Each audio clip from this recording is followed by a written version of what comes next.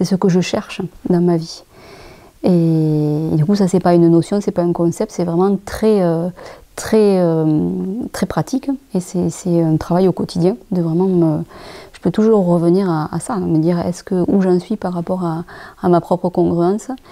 Et l'école, elle a ouvert ça, cette notion-là, et comment c'est possible en fait d'aller travailler ça ou d'être au contact de ça et de ne pas perdre ce fil rouge. En fait, moi, c'est vraiment aujourd'hui, c'est mon fil rouge. J'ai envie de dire par intermittence.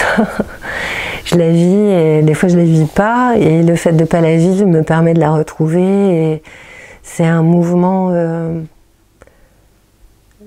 c'est presque un mouvement sans fin, mais qui ne revient pas en arrière non plus. C'est-à-dire, c'est comme des petits pas successifs pour goûter de plus en plus ma propre congruence, ou qu'est-ce que c'est que ma congruence à moi, c'est-à-dire qui je suis moi aussi. Pour moi, la congruence, c'était avoir les pensées et les actes en accord, basiquement, et je vois que c'est beaucoup plus.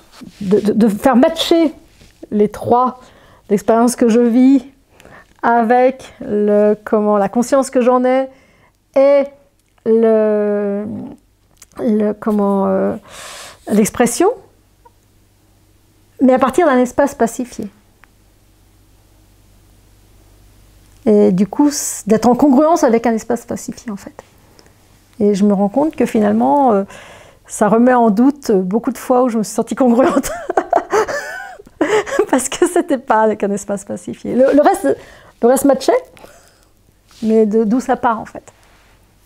Peut-être plutôt que de vivre un peu comme ça vient, comme je crois que je faisais avant, c'est d'avoir comme une direction, en fait, de me dire, en fait, ma direction, elle est là. C'est vraiment d'être proche de mon axe, et qu'est-ce qui fait qu'au quotidien, j'en suis plus ou moins proche.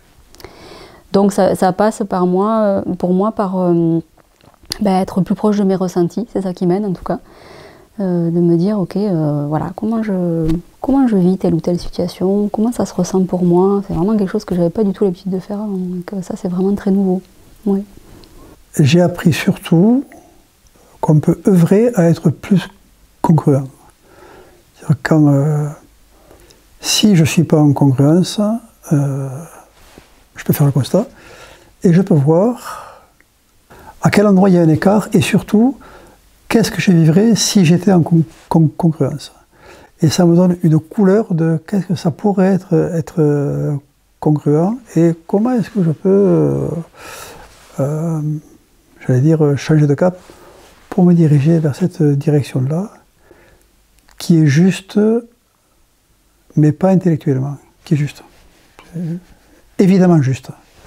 C'est ça aussi qu'amène cette formation, c'est qu'on développe vraiment ce côté observateur de l'expérience.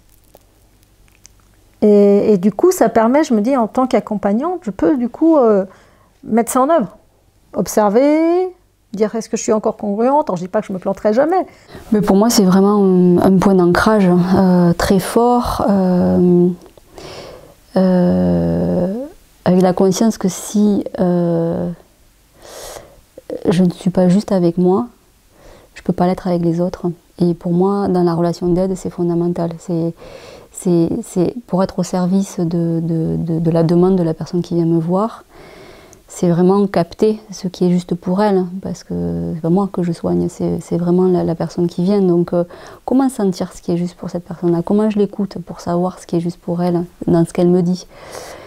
Ben, cette sensibilité-là, elle commence par moi, en fait, par l'avoir avec moi-même.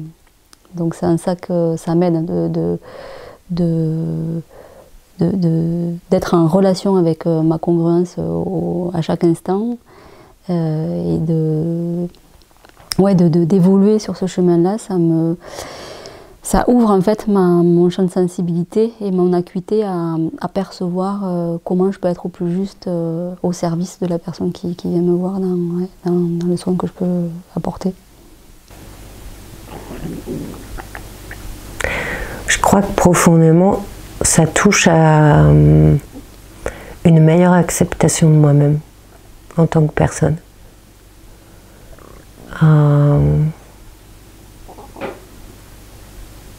ouais, même on pourrait dire presque à commencer à goûter